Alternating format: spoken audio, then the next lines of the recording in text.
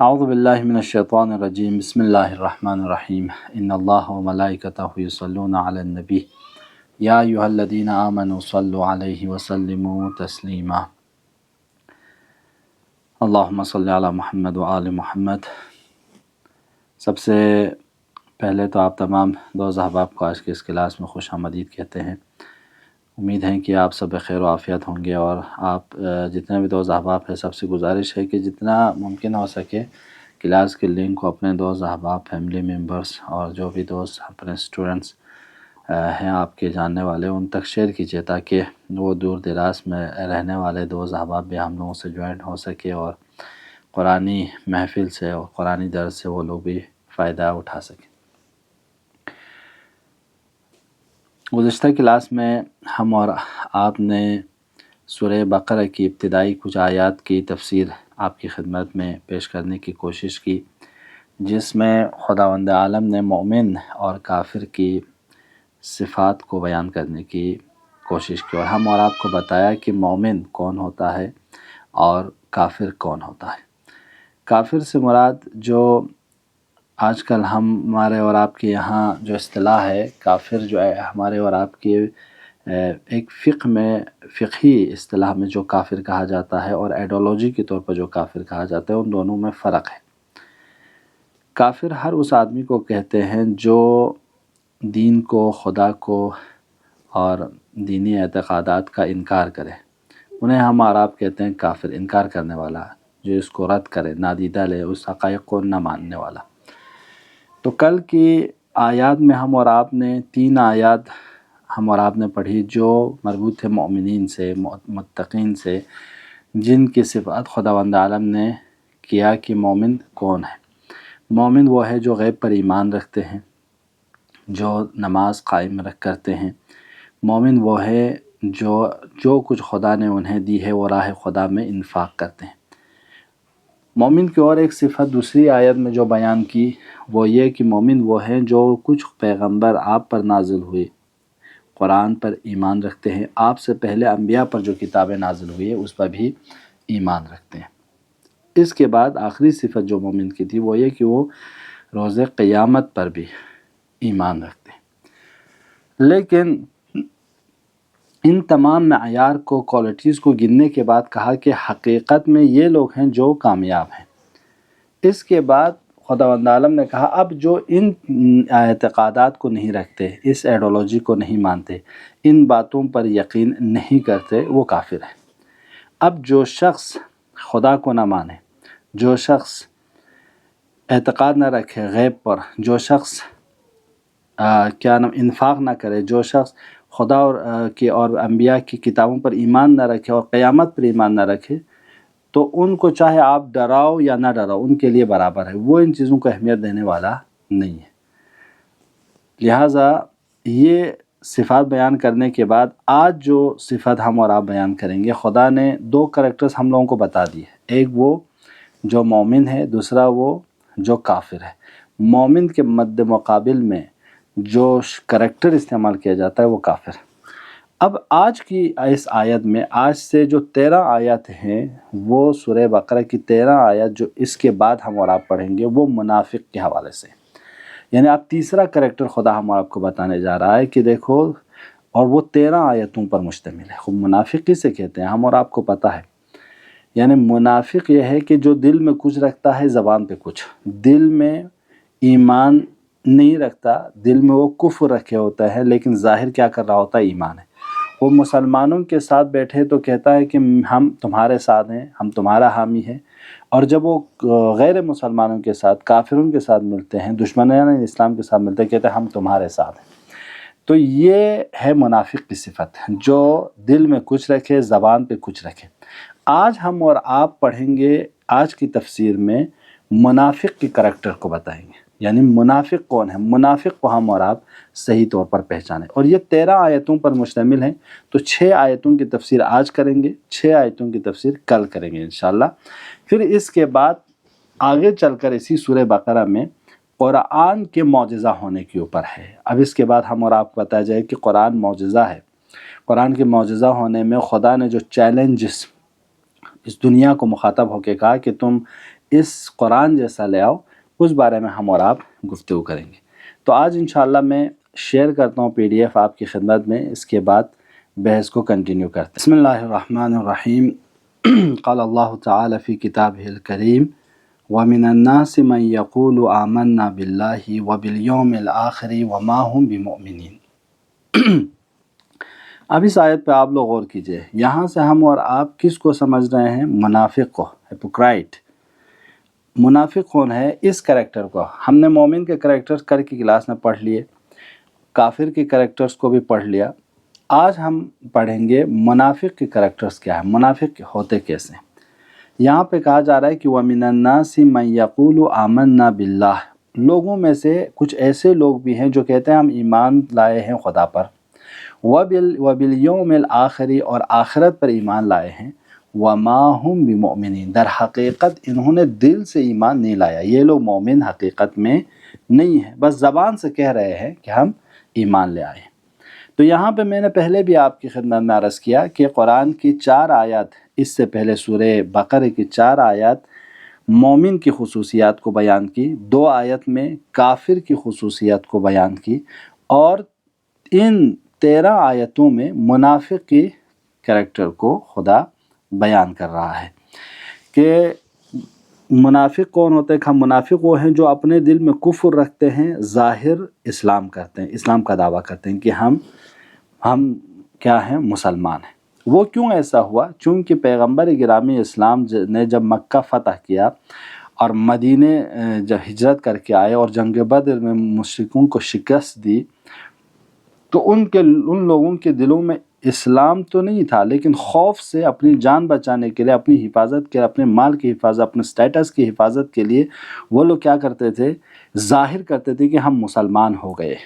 یعنی یہ کہا جاتا ہے کہ یہ لوگ اتنے کمزور اور بزدل اور بے ہمت ہوتے ہیں، یہ کافروں کی طرح جرأت نہیں کرتے کہ ہم ایمان نہیں لائے ہیں، بلکہ وہ کیا کرتے ہیں؟ بزدلی کی طور پر وہ جب مسلمانوں سے ملتے ہیں کہ ہم مسلمان ہیں، اور جب وہ کافروں سے چھپ چھپ کر ملتے ہیں تو کہتے ہیں ہم تمہارے ساتھ ہیں۔ تو یہ نفاق کی ایک ایسی بیماری ہے، نفاق ایک ایسی خطرناک چیز ہے جس سے روبرو ہر انصاف، ہر انقلاب، ہر نہضت، ہر تحریک اور ہر قوم و ملت اس سے روبرو ہے، کہ ایسے ہر قوم و ملت میں ہے جو 2 ڈبل پالیسی کرتے ہیں، ان کے 2 چہرے ہوتے ہیں، ہمارے ساتھ ہوں تو کچھ اور، اس پارٹی کے ساتھ اور کچھ اور، اس پارٹی کے ساتھ کچھ اور۔ یہ خطرناک بیماری اور یہ خطرناک چیز ہے۔ شہید مطہری کہتے ہیں کہ آج کے دور میں، یعنی عصر حاضر میں، ٹیمپرری ورلڈ میں پوری دنیا کو سب سے زیادہ چیلنج جو ہے وہ منافقیت سے ہے۔ یعنی چاہے ہماری گورنمنٹ ہو، چاہے دوسری گورنمنٹ ہو، چاہے دوسرے لوگ ہوں، چاہے اس پارٹی والے، چاہے اس پارٹی والے، اس دنیا میں انسان کہ جو اپنی ایک خاص ہدف نہیں رکھتے، وہ ڈبل سٹینڈرڈ کام کرتے ہیں، کبھی ان کے ساتھ کبھی ان کے ساتھ۔ تو یہی چیز اسلام کے ساتھ بھی ہوا۔ جب اسلام طاقت میں رہے تو وہ لوگ جو حقیقت میں مسلمان نہیں ہوئے تھے، جن میں دل سے ایمان ان کے اسلام پہ نہیں تھے، انہوں نے ظاہر کیا کہ ہم بھی مسلمان ہیں، ہم بھی قیامت پر یقین رکھتے ہیں۔ قرآن اس آیت میں صریح طور پر بتا رہا ہے کہ یہ کریکٹر منافقوں کا ہے، کہ وَمِنَ النَّاسِ مَن يَقُولُ، جو صرف زبان سے کہہ دے کہ آمنا باللہ، ہم ایمان لے آئے ہیں خدا پر، وَبِالْيَوْمِ الْآخِرِ اور آخرت پر ایمان لے آئے ہیں، وَمَا هُمْ بِمُؤْمِنِينَ در حقیقت دل سے یہ لوگ ایمان نہیں لائے۔ کہ یہ جو کریکٹر کہیں آپ کو نظر آئے تو جو زبان سے ہی کہہ دے، یہ مسلمانوں کا نہیں ہے، یہ مومن کے نہیں ہے، بلکہ یہ منافق کا کریکٹر ہے۔ تو لہٰذا جوانوں، صرف یعنی قرآن ہمیں یہ آیت ہم اور آپ کو یہ درس دے رہی ہے کہ دیکھو، صرف زبان سے کہہ دینا کافی نہیں ہے۔ ایمان ایک قلبی چیز ہے، جو صرف زبان تک نہیں، جس کے دل میں ایمان آ جائے تو پھر وہ زبان اور عمل اس کا دونوں جیسا رہتا ہے، دونوں ایک جیسا رہتا ہے۔ وہ ایسا نہیں رہتا کہ زبان پہ کچھ، دل میں کچھ نہیں رکھتا۔ تو بس پہلی آیت میں ہم اور آپ کو کیا ملا؟ پہلی آیت میں ہم اور آپ کو کہ منافق کے ایک کریکٹر یہ ہے کہ وہ دل میں کچھ رکھتے ہیں اور ظاہر کچھ اور کرتے ہیں۔ دل میں کسی اور چیز پر ایمان رکھتے ہیں، ظاہر کچھ اور کرتے ہیں۔ دل میں وہ کافر ہیں اور زبان سے وہ کیا کہتے ہیں؟ اپنے آپ کو مسلمان کہتے ہیں۔ اس کے بعد دوسری آیت میں خداوند عالم ارشاد فرما رہا ہے کہ یخادعون اللہ والذین آمنوا وما یخدعون الا انفسهم وما یشعرون۔ اب یہ لوگ کیا سمجھتے ہیں، یہ دو ڈبل چہرہ دکھا کر، دوگلی پن دیکھ کر، دو چہرے بن کر، منافقیت کر کے کیا سمجھتے ہیں، ہم نے خدا اور مومنین کو دھوکہ دے دیا، ہم نے تو ان کو پاگل بنایا، ہم نے ان کو بیوقوف بنایا. ٹھیک ہے، منافق یہ اپنے آپ کو اتنا چالاک اور ہوشیار سمجھتے ہیں کہ ہم نے خدا کو دھوکہ دے دیا ہے اور ہم نے مومنین کو دھوکہ دے دیا ہے. خدا کہتے ہیں وما یخدعون الا انفسهم، یہ مومن کو دھوکہ نہیں دے رہے ہیں، یہ خدا کو دھوکہ نہیں دے رہے، بلکہ یہ اپنے آپ کو دھوکہ دے رہے ہیں. وما یشعرون، اور انہیں اس کا شعور تک بھی نہیں، احساس تک بھی نہیں ہے. یعنی یہ منافق کیا ہے، یعنی دو اس طرح کے دو کام کر کے خود کو نقصان دے رہے ہیں. اس پہ ایک مثال بہت بہترین دی، وہ یہ کہ دیکھو ایک مریض ڈاکٹر کے پاس جائے اور ڈاکٹر کے سے نسخہ لے کر آئے اور اس کے نسخے پر عمل نہ کرے، اور ڈاکٹر سے کہے ہم نے آپ کے نسخے پر عمل کیا ہے، تو کیا یہ کہنا اس کا کافی ہے؟ اس سے کیا ڈاکٹر کو نقصان ہوگا یا اس مریض کو نقصان ہوگا؟ در حقیقت یہ ڈاکٹر کو نقصان نہیں پہنچا رہے، در حقیقت وہ اپنے آپ کو نقصان پہنچا رہے ہیں ڈاکٹر کے نسخے پر عمل نہ کر کے. بالکل ایسے ہی یہ خدا جانتا ہے کہ یہ منافق ہے، اس کے دل میں کیا گزر رہا ہے. خدا تو اس کے دل سے واقف ہے، اس کے چھپے دل میں چھپے راز سے واقف ہے. تو یہ خدا کو دھوکہ نہیں دے رہے ہیں، یہ مومنین کو دھوکہ نہیں دے رہے ہیں، در حقیقت اپنے آپ کو دھوکہ دے رہے ہیں کہ جس کی بنا پر وہ اس بہترین اعمال سے وہ دور ہو جاتا ہے. تو یہاں پہ یہ آیت ہم اور آپ کو 2-3 پوائنٹس بتا رہی ہے کہ دیکھو منافق فریبکار ہے، یہ دھوکہ دینا چاہتا ہے، تو اس کے ظاہر پہ آ کر خود کو دھوکہ نہ کھانا. ایک دوسری بات یہ کہ خود کسی کو فریب دینے کی کوشش نہ کریں، ہم بھی کسی کو منافقیوں والا کام نہ کریں، چونکہ قرآن کہہ رہا ہے کہ جو منافق ایک دوسرے کو فریب دینے کی کوشش کرتے ہیں، آخرکار اس کا اثر خود اسی فریبکار کو، جس نے دھوکہ دی ہے، جس نے منافقت کی، اس کو ملتا ہے. ایک تیسرا جو ہم اور آپ کو یہ پیغام دے رہی ہے کہ دیکھو یہ آیت اسلام کا منافق کے ساتھ بھی ایسا سلوک ہوتا ہے جیسے منافق کا اسلام کے ساتھ ہے. وہ ظاہر میں مسلمان بن کر آتا ہے، اسلام بھی ظاہر میں مسلمان کے طور پر اسے پہچانتا ہے، چونکہ اس کے دل میں ایمان نہیں تو کل قیامت میں خدا اس کا سزا کافروں والا دے گا. کیونکہ اس کے دل میں تو کفر تھا، ظاہر میں مسلمان تھے، تو ظاہر میں جیسے ہے ویسے ہی اس کے ساتھ سلوک ہے، اندر جیسے تھا ویسے اس کے ساتھ سلوک ہوگا. اندر اگر کافروں والا حرکتیں تھیں، اندر اگر اس کے دل میں ایمان نہیں تھا تو بے ایمانیوں والا سزا اس کو ملے گا. تو یہ منافق اپنی ذہانت پر فخر کرتا ہے، حالانکہ وہ بہت بے شعور ہے، کیونکہ وہ یہ نہیں جانتا کہ جو وہ فریب دینے کی کوشش کر رہا ہے وہ اللہ ہے، جو ہر چیز، جو دلوں کے راز سے واقف ہے. تو اس کا مطلب کیا ہے؟ یعنی یہ دھوکہ اپنے آپ کو دے رہا ہے. تو یہ منافق کی ایک صفت کیا ہے؟ یعنی وہ پہلی صفت یہ ہے کہ وہ دل میں ایمان نہیں رکھتا، ظاہر کرتا ہے. دوسری صفت یہ کہ وہ اس کام کے ذریعے سمجھتا ہے کہ خدا اور مومنین کو دھوکہ دیا، در حال کہ وہ حقیقت میں وہ اپنے آپ کو دھوکہ دے رہا ہے. پس یخادعون اللہ، دھوکہ دے رہے ہیں یہ منافق اس کو، اللہ اور خدا کو، اللہ اور مومنین کو. وما یخدعون الا انفسهم، در حقیقت یہ دھوکہ نہیں دے رہے سوائے اپنے آپ کو. وما یشعرون، اور اس کے ان کو شعور بھی نہیں ہے. اس کے بعد تیسری آیت میں آپ دیکھیے ان کے کریکٹرز کو. جب ایسے ہوئے، جب یہ لوگ ایسا کرتے ہیں تو کہتے ہیں فی قلوبہم مرض، ان کے دلوں میں بیماری ہے. فزادہم اللہ مرضا، تو خدا ان کی بیماری کو بڑھا دیتا ہے. وَلَهُمْ عَذَابٌ علیم، اور یہی ان کے لیے عذاب علیم بھی ہے. یعنی جب وہ بیماری بڑھ جاتی ہے ان لوگوں کے لیے عذاب علیم ہے، دردناک عذاب ہے. بِمَا كَانُوا يَكْذِبُونَ، کیوں عذاب ہے، کیوں سزا ہے؟ اس لیے کہ انہوں نے جس چیز کو جھٹلایا ہے، جس آئیڈیالوجی کو، جس عقائد کو، جو مومنین والے آئیڈیالوجی و عقائد ہے، اس کو جھٹلایا، اس کی سزا میں ان لوگوں کو سزا دیا گیا ہے. اب یہاں پہ خداوند عالم ہم اور آپ کو بتا رہا ہے، دیکھو انسان کی جس طرح جسم بیمار ہوتا ہے ویسے ہی روح بھی بیمار ہوتی ہے. جس طرح ہمارے اور آپ کے سر میں درد، پیر میں درد، پاؤں میں درد جسمانی بیماری ہے، ویسے ہی روحی بیماری بھی لگتی ہے انسان کو. اور منافقیت روحی بیماریوں میں خطرناک بیماری ہے، وبا ہے. جو انسان کو ہلاک کر دیتی ہے، جو انسان کی روح میں جب بس جاتی ہے تو وہ یہ بیماری دوسری بیماریاں ایجاد کرتی ہے، جیسے بخل، حسد، طمع، لالچ، یہ ساری چیزیں کیا ہے اپنے اندر ایجاد کرتی ہیں۔ تو منافقت خطرناک چیز ہے۔ دیکھیں میں آپ کو ایک دو پوائنٹ بتاتا ہوں یہاں پہ۔ انسان جسمانی طور پر اگر بیمار ہو تو امکان ہے وہ خدا کا انکار نہ کرے، وہ رسول کا انکار نہ کرے، وہ دعاؤں کا انکار نہ کرے، وہ اہل بیت کے ساتھ توسل کرے گا، دعا کرے گا، مناجات کرے گا اپنی شفا یابی کے لیے۔ لیکن انسان اگر روحی بیماری میں مبتلا ہو جائے، وہ اگر کبر اور حسد اور غرور اور اس میں منافقیت جیسی بیماری آ جائے تو یہ انسان دین سے بھی، وقت کے امام سے بھی، قرآن سے بھی، شریعت سے بھی، امام حسین سے بھی، تمام دینی ویلیوز سے وہ دور ہو جاتا ہے۔ اور جب جس انسان میں یہ بیماری لگ جائے تو یہ روحی بیماری خطرناک ہے۔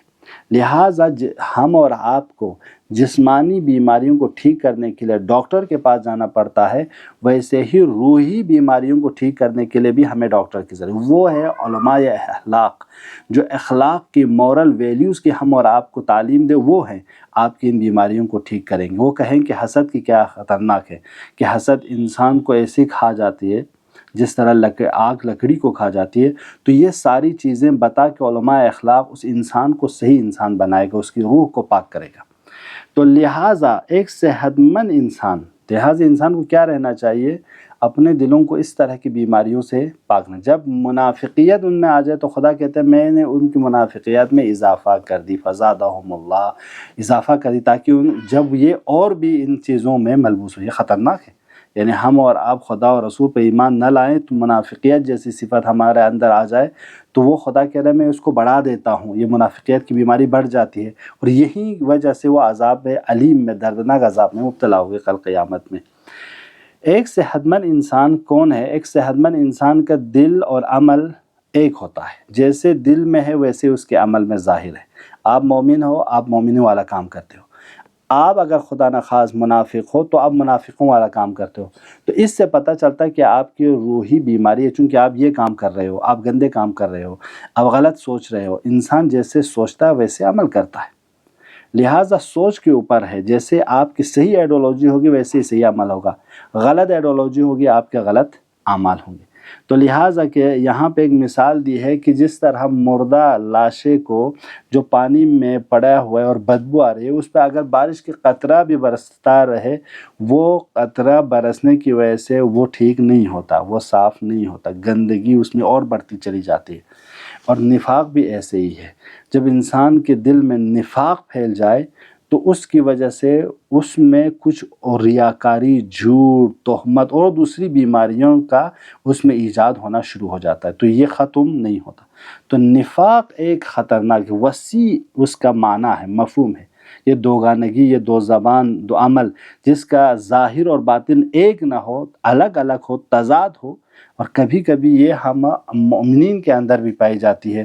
ہم عبادت تو کر رہے ہوتے ہیں لیکن وہ عبادت خدا کے لیے کرنا چاہیے نہیں، بلکہ دوسروں کو دکھانے کے لیے کرتے ہیں۔ یہ ریاکاری بھی ایک خطرناک چیز ہے، نفاق ہے، یہ بھی نفاق ہے۔ لہٰذا حضرت محمد مصطفیٰ صلی اللہ علیہ وآلہ وسلم فرماتے ہیں کہ 3 صفات ایسی ہیں جو اگر کسی میں ہوں تو وہ منافق ہیں، چاہے وہ روزہ رکھے، نماز پڑھے، خود کو مسلمان سمجھے۔ کا جو شخص امانت میں خیانت کرے، ایک، دوسری جو بات کرتے وقت جھوٹ بولے، 2، اور جو وعدہ کرے مگر عمل نہ کرے، وفا نہ کرے۔ پیغمبر فرماتے ہیں، یعنی یہاں پہ جو شخص یہ 3 کام کرے وہ کیا ہے؟ وہ منافق ہے۔ لہٰذا جوانوں، یہ ہے نفاق۔ پس نفاق ایک خطرناک بیماری ہے، اگر ہم اور آپ میں آئے، خدا کہتا ہے میں اسی بیماری کو بڑھا دیتا ہوں۔ اس کے بعد جب نفاق اور حد سے زیادہ تجاوز کر جائے تو کیا کرتا ہے؟ یہ نفاق اور یہ بیماری کیا کرتی ہے؟ کہا کہ وَإِذَا قِيلَ لَهُمْ لَا تُفْسِدُوا فِي الْأَرْضِ، جب ان لوگوں سے کہا جاتا ہے کہ دیکھو زمین پر فساد نہ پھیلاؤ، زمین پر قتل غارت نہ کرو، زمین پر ظلم و طغیانی نہ کرو، قالوا، کہتے ہیں انما نحن مصلحون الا انہم هم المفسدون ولکن لا یشعرون۔ تو وہ لوگ کہتے ہیں کہ بھئی ہم تو اصلاح کر رہے ہیں، ہم تھوڑی فساد پھیلا رہے ہیں، ہم تو اصلاح کر رہے ہیں، ہم تو صحیح کام کر رہے ہیں۔ الا انہم هم المفسدون، کہتے ہیں خدا خبردار یہ خود فساد کرنے والے ہیں لیکن انہیں یہ احساس نہیں۔ یعنی منافقیت یہ بیماری اتنی خطرناک ہے کہ یہ فساد کو فساد نہیں سمجھتی، یعنی یہ فساد کو اچھا کام سمجھتی ہے۔ یعنی جس انسان میں یہ بیماری آ جائے تو وہ ظلم و ستم و طغیانی کو اچھا کام سمجھتا ہے، اچھے کام سمجھ کے اس کو انجام دیتے ہیں، اس کو برا ہی نہیں سمجھتے۔ یہ خطرناک ہے۔ یعنی اگر انسان جھوٹ بولنے کو غلط نہ سمجھے، غیبت کرنے کو غلط نہ سمجھے، حسد کرنے کو غلط نہ سمجھے، تہمت لگانے کو غلط نہ سمجھے، تو یہ تو خطرناک بیماری ہے۔